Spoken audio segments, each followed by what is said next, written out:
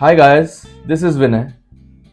अगर आपने जिंदगी में कभी भी कॉर्नफ्लेक्स खाया होगा तो ये वीडियो आपको जरूर देखना चाहिए। सोचो अगर मैं आपसे कहूं कि दुनिया का सबसे फेमस ब्रेकफास्ट कॉर्नफ्लेक्स किसी जीनियस इन्वेंशन से नहीं बल्कि सिंपल से एक्सीडेंट से बना है, और इस सिंपल एक्सीडेंट के पीछे और भी बहुत सारी कहानियां जुड़ी है जो आपको हैरान कर देगी।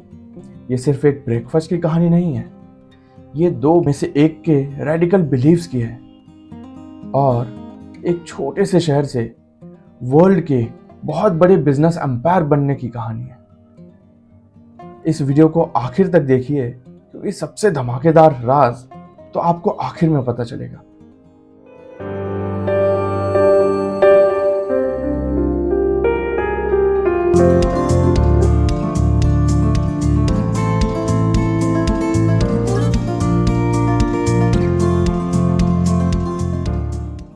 Welcome to Beyond Ordinary Mindset, the channel for thinkers, doers, dreamers जो अपने लाइफ को ऑर्डिनरी से आगे बढ़ाकर एक्स्ट्रा ऑर्डिनरी बनाना चाहते हैं। I am Vinay Kumar, a chartered accountant with more than 11 years of experience, and I love creative things as you already see। और इस चैनल में हम आपको ऐसे स्टोरीज, स्ट्रेटजीज और माइंडसेट बताएंगे जो आपको मेंटली, फाइनेंशियली, इमोशनली और साइकोलॉजिकल ग्रोथ में हेल्प करेंगे और आपके माइंडसेट को from the ordinary people extra ordinary people की तरफ लेके जाएंगे।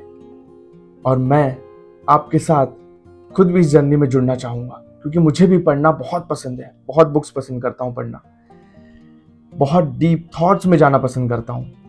But since it's not always कि मुझे कोई कंपनी मिलता है कि मैं जिससे बात कर पाऊँ, तो इसीलिए मैं यहाँ आपके साथ जुड़ना चाहता हूँ और आपके साथ मैं डिस्कशन करूँगा, अच्छी स्टोरीज आपको बताऊँगा। कमेंट में आप मुझे बताइएगा अपनी स्टोरीज और इस जर्नी को हम बहुत आगे तक लेके चलेंगे।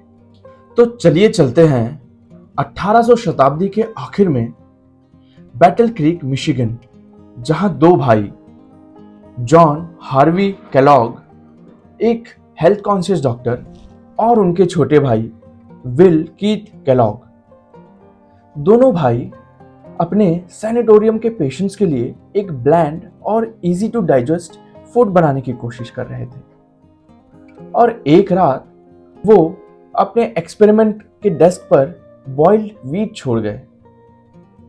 जब सुबह उठकर उन्होंने उसे रोल किया तो व्हीट फ्लेक्स उनके सामने थे, क्रिस्पी व्हीट फ्लेक्स।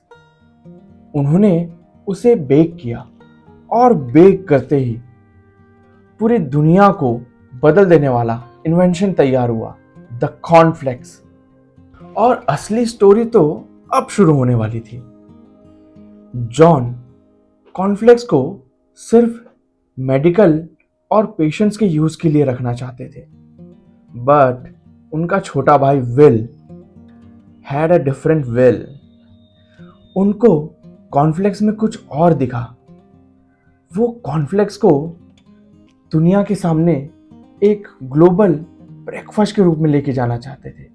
वो सिर्फ पेशेंट्स नहीं, आम पब्लिक तक उसको लेके जाना चाहते थे। तो एक तरफ एक रेडिकल बिलीफ रखने वाला साइंटिस्ट था और दूसरे तरफ एक एंटरप्रेन्योर जो दुनिया को बदल रखने की क्षमता रखता था।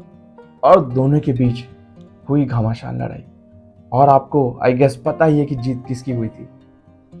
आगे चलकर विल ने रेसिपी के साथ साथ मार्केटिंग और ब्रांडिंग में भी इनोवेशन किया और उन्होंने 1906 में द केलॉग कंपनी शुरू करी। यहाँ उन्होंने एक हैवी मील को, हैवी ब्रेकफास्ट को एक सिंपल और कन्वीनियंस सीरियल में बदल दिया, कॉर्नफ्लेक्स में बदल दिया। लेकिन अभी भी उनकी कंपनी छोटी ही थी। और यहाँ शुरू होती है स्टोरी नंबर 2। और ये स्टोरी मैंने पढ़ी थी मेरी एक किताब,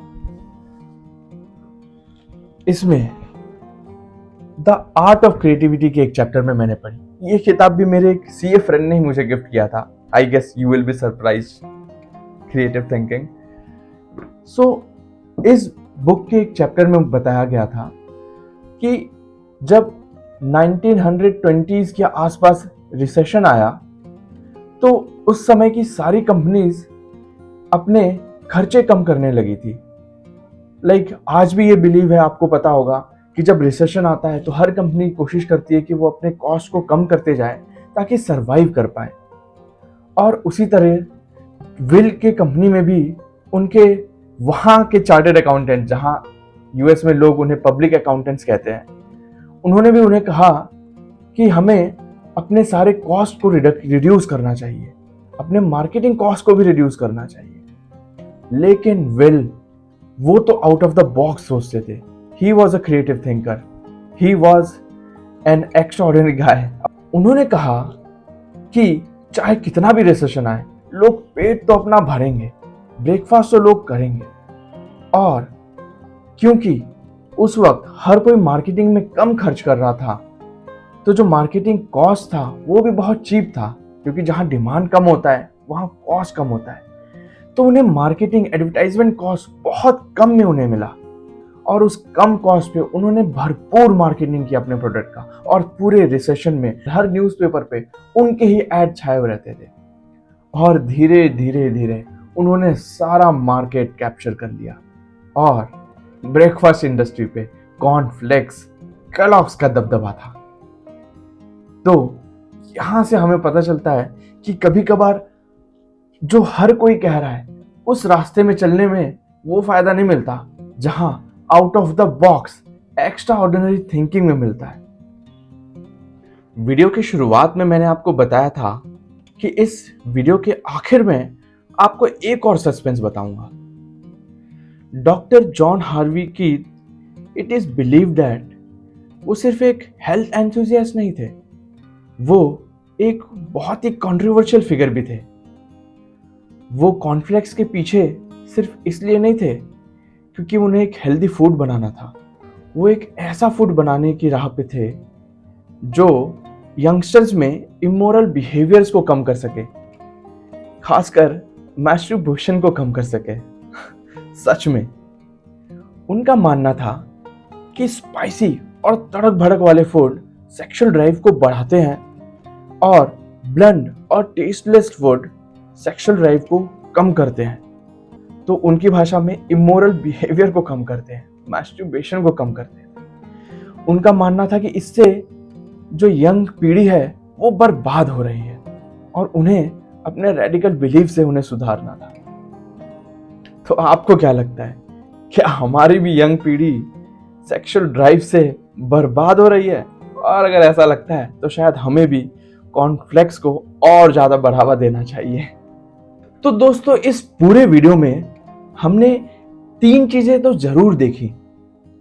पहला कि एक्सीडेंट्स और अपने फेलियर्स को इग्नोर मत करो, क्योंकि वहीं हमारे बिग आइडियाज और सक्सेस छुपे हुए हैं, उनके राज छुपे हुए हैं। दूसरा, क्रिएटिविटी और ऑर्डिनरी पीपल से हटकर एक्स्ट्रा ऑर्डिनरी माइंडसेट रखना बहुत जरूरी है।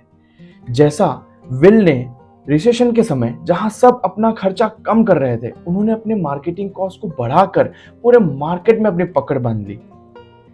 तीसरा, अगर क्रिएटिव आइडिया कितने भी अच्छा हो, अगर हम उसे स्केल अप नहीं करेंगे तो ऑर्डिनरी से एक्स्ट्रा ऑर्डिनरी नहीं बन सकते।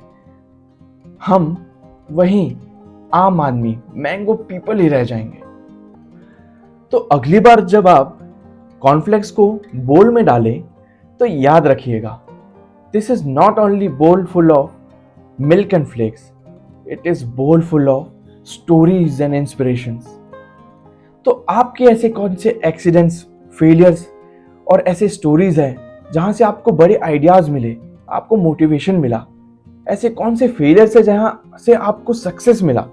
मेरे साथ जरूर शेयर करिए कमेंट्स में, क्योंकि बातचीत एक तरफा तो नहीं हो सकती ना।